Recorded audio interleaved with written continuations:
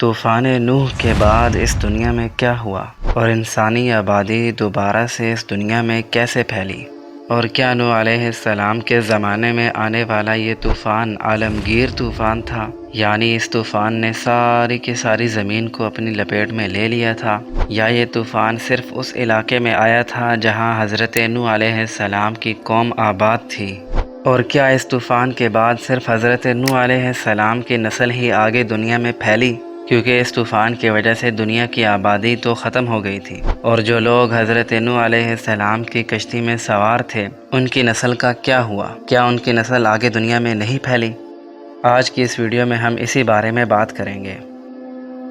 قرآن مجید میں اللہ تعالیٰ کا ارشاد ہے وَلَقَدْ نَادَانَا نُوحٌ فَلَنِعْمَ الْمُجِيبُونَ کہ نوح علیہ السلام نے ہمیں پکارا اور ہم نے کیا ہی اچھا اس کا جواب دیا۔ فَنَجَّيْنَاهُ وَأَهْلَهُ مِنَ الْكَرْبِ الْعَظِيمِ اور ہم نے نوح علیہ السلام اور ان کے اہل و عیال کو ایک بہت بڑی مصیبت سے نجات دی۔ وَجَعَلْنَا ذُرِّيَّتَهُ هُمُ الْبَاقِينَ اور ہم نے صرف نوح علیہ السلام کی اولاد کو اس دنیا میں باقی رہنے والا بنایا۔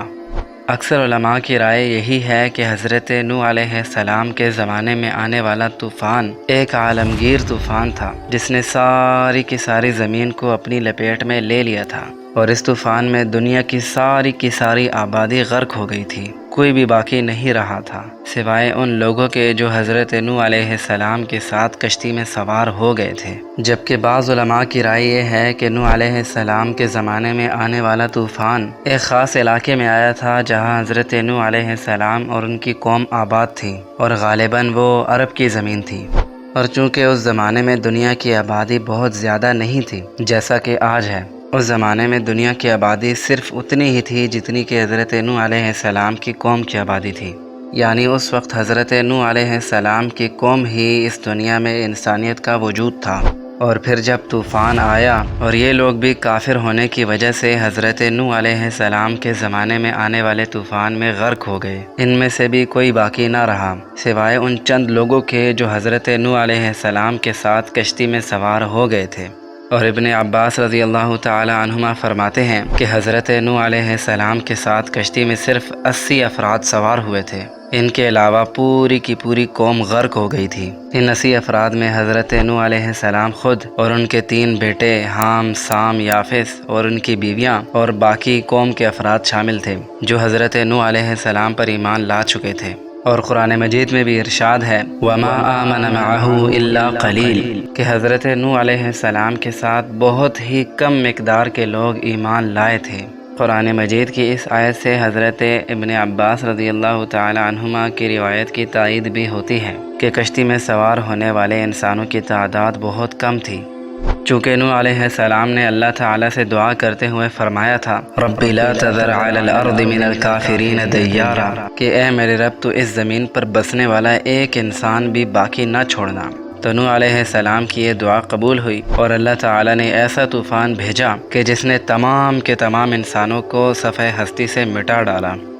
پھر جب نوح علیہ السلام اور ان کی قوم طوفان کے تھمنے کے بعد زمین پر اترے تو زمین پر اترنے کے بعد صرف حضرت نوح علیہ السلام کی اولاد ہی کی نسل آگے چلی۔ مفسرین لکھتے ہیں کہ حضرت نوح علیہ السلام کے ساتھ جو لوگ کشتی میں سوار تھے ان کی نسل ختم ہو گئی، ان کی عورتیں بانجھ ہو گئی، یعنی زمین پر اترنے کے بعد ان میں سے کسی کی بھی اولاد پیدا نہیں ہوئی، اسی وجہ سے ان کی نسل آگے دنیا میں نہیں پھیلی۔ صرف نوح علیہ السلام کے 3 بیٹے جن کا نام سام، حام اور یافس تھا، اور ان کی بیویاں، صرف یہی وہ لوگ تھے جن کی اولاد پیدا ہوئی اور انہی کی نسل آگے دنیا میں پھیلی۔ اور قرآن مجید سے بھی بظاہر یہی معلوم ہوتا ہے وَجَعَلْنَا ذُرِّيَّتَهُ هُمُ الْبَاقِينَ کہ ہم نے صرف نوح علیہ السلام کی اولاد کو اس دنیا میں باقی رہنے والا بنایا۔ لہذا آج دنیا میں موجود تمام کے تمام انسان حضرت نوح علیہ السلام کے ان 3 بیٹوں کی ہی اولاد ہیں۔ نوح علیہ السلام کے 4 بیٹے تھے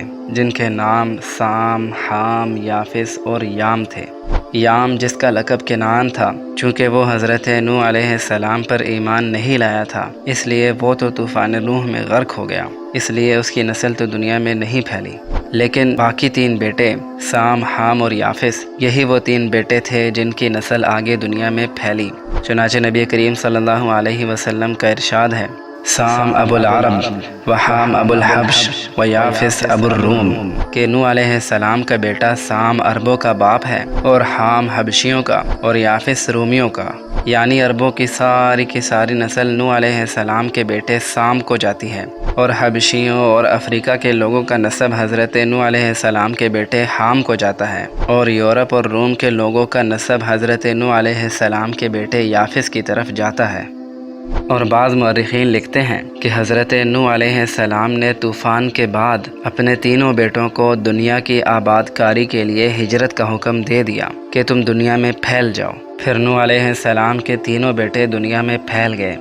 سام جو کہ حضرت نوح علیہ السلام کا بڑا بیٹا تھا، یہ جزیرہ عرب میں ہی آباد رہا، اور اس کے 99 بیٹے تھے، جن میں ارشد، ارفخشد، کینود، یود، ارم، کبتا اور کہتان مشہور ہیں۔ عرب کے تمام قبائل اسی کی نسل میں سے ہیں۔ حضرت ہود علیہ السلام، حضرت صالح علیہ السلام، حضرت ابراہیم علیہ السلام، یہ لوگ بھی حضرت نوح علیہ السلام کے بیٹے سام ہی کی اولاد تھے۔ اور نوح علیہ السلام کا دوسرا بیٹا جس کا نام یافس تھا، مشرق اور شمال کی طرف چلا گیا اور وہیں آباد ہو گیا، اور اس کی بھی بہت سی اولاد ہوئی، جن میں سے سب سے مشہور ترک ہیں۔ ترکمانستان کی تمام قومیں یعنی مغل، ازبک، ترکمانی اور ایران کے اکثر لوگ انہی کے اولاد ہیں۔ یافس کے دوسرے مشہور بیٹے کا نام چین تھا، اور ملک چین کا نام اسی کے نام پر رکھا گیا۔ غور اور ثقلاب بھی اسی کی نسل میں سے ہیں، اور یاجوج اور ماجوج کے 2 قبیلے بھی حضرت نوح علیہ السلام کے بیٹے یافس ہی کی نسل میں سے ہیں۔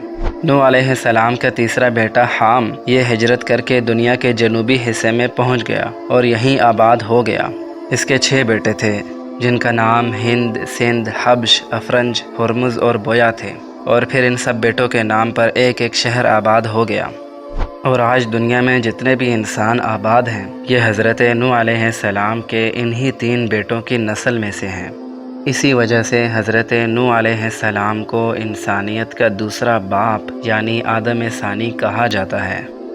بعض تاریخی روایات میں یہ آتا ہے کہ حضرت عیسیٰ علیہ السلام کے زمانے میں آپ کے حواریوں نے آپ سے کہا کہ آپ حضرت نوح علیہ السلام کی کشتی میں سوار ہونے والے لوگوں میں سے کسی کو زندہ کریں، چونکہ اللہ تعالی نے حضرت عیسیٰ علیہ السلام کو یہ معجزہ عطا کیا تھا کہ وہ اللہ کے حکم سے مردوں کو زندہ کرتے تھے۔ اس لیے آپ کے ساتھیوں نے، جنہیں حواری کہا جاتا تھا، انہوں نے حضرت عیسیٰ علیہ السلام سے فرمائش کی کہ آپ نوح علیہ السلام کی کشتی میں سوار ہونے والے لوگوں میں سے کسی کو زندہ کریں۔ لہٰذا حضرت عیسیٰ علیہ السلام اپنے ساتھیوں کو لے کر چلے تو رستے میں مٹی کا ایک ٹیلا آیا۔ عیسیٰ علیہ السلام نے اس سے ایک مٹھی مٹی لی اور فرمایا کہ تم جانتے ہو یہ کیا ہے؟ تو لوگوں نے کہا اللہ اور اس کا رسول بہتر جانتا ہے۔ تو عیسیٰ علیہ السلام نے فرمایا یہ حضرت نوح علیہ السلام کے بیٹے حام کا ٹخنا ہے۔ پھر حضرت عیسیٰ علیہ السلام نے اس ٹیلے کو اپنی لاٹھی ماری اور فرمایا قم بإذن اللہ، کہ اللہ کے حکم سے کھڑا ہو جا۔